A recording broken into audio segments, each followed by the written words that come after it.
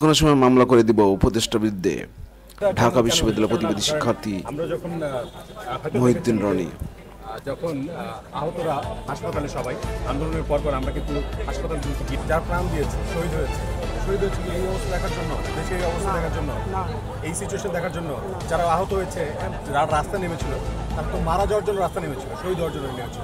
যিনি বাংলাদেশের রেলের অনিয়ম দুর্নীতি তাই বলে কি তাদের পরিবারকে সঠিক মর্যাদা অব্যবস্থাপনার বিরুদ্ধে আন্দোলন করে দেশব্যাপী পরিচিতি চিকিৎসা করাবো না, খোঁজ খবর নেব না। আচ্ছা, তুমি যদি গভর্নমেন্ট ভাবে না পারতো, তুমি সারেন্ডার করতে, যে আমরা পারতেছি না, আমাদের সংকট আছে, প্রবলেমস আছে, আমরা ফোন দিতাম বিভিন্ন ভাইদের কাছে, বলতাম ভাই প্রয়োজন ক্রাউড ফান্ডিং আমরা করতাম। আল্লাহর রাস্তায় কয়েকটা যাওয়ার পর আমরা গিয়ে ডিরেক্টলি আমরা জিজ্ঞেস করেছি, যে প্রশ্ন করেছি যে আপনারা ঠিকমতো ট্রিটমেন্ট কেন করাচ্ছেন না। অনেকে অভিযোগ দিচ্ছিল যে ভাই আমার এই ট্রিটমেন্ট হচ্ছে না, এই ট্রিটমেন্ট হচ্ছে না, এটা এইভাবে হচ্ছে না, এইভাবে হচ্ছে না। আমার ফিনান্সিয়াল ক্রাইসিস চলতেছে, বাসা থেকে একটা মানুষ আসতেছে, আসার এখানে থাকতেছে, থাকার পর হচ্ছে কি তারও তো খাওয়া দাওয়ার দরকার আছে। হয়েছেন। তিনি স্পষ্ট করেছেন যে যদি উপদেষ্টারা তাদের দায়িত্বের গাফিলতি করেন তবে তাদের বিরুদ্ধে তিনি মামলা করবেন। ট্রিটমেন্টের দায়িত্ব তারা নিয়েছে, আমাদেরকে চুপ থাকতে বলেছে, সাধারণ শিক্ষার্থীদেরকে চুপ থাকতে বলেছে। যারা চুপ থাকতে বলেছে যে উপদেষ্টারা, তাদের দায়িত্ব কী ছিল? তারা কেন ঠিকমতো ট্রিটমেন্টটা করায়নি? তারা ঠিকমতো টেক কেয়ার করেনি কেন? হচ্ছে গতকালকে রাত্রের বেলা আমাদের আহত ভাইদেরকে রাস্তায় নামতে হলো। এই প্রশ্ন আমরা মেডিকেল সেন্টারের আধুনিকায়ন ৬ দফা দাবিতে তিনি একাধিক অন্বেষণ কর্মসূচি পালন করেছেন এবং এর মাধ্যমে ক্যাম্পাসে বেশ পরিচিতি হয়েছেন। বর্তমানে তিনি উপদেষ্টাদের ভিন্ন কর্মকাণ্ডে নিয়ে মুখ খুলেছেন।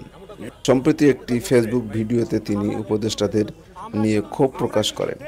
তিনি বলেন, রিসেন্টলি নাহিদ ভাইকে যে অপমান করলো, তাকে যে বাটপার বলে স্লোগান দিল, স্বাস্থ্য উপদেষ্টা দায়িত্ব সে পালন করবে।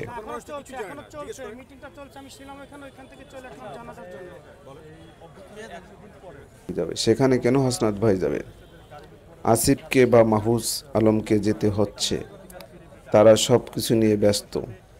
কিন্তু অভ্যর্থনের ১০০ দিন হয়ে গিয়েছে, এখন পর্যন্ত আহতরা প্রপারলি ট্রিটমেন্ট পেল না।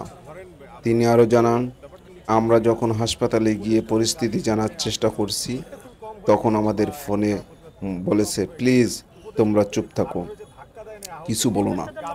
কিন্তু আমি খুব স্পষ্টভাবে বলতে চাই, যদি তাদের দায়িত্বে অবহেলা দেখি তাহলে আমি মামলা করতে প্রস্তুত।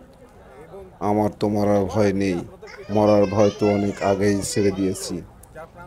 শহীদ হয়েছে এই অবস্থা দেখার জন্য, দেশের এই অবস্থা দেখার জন্য। এই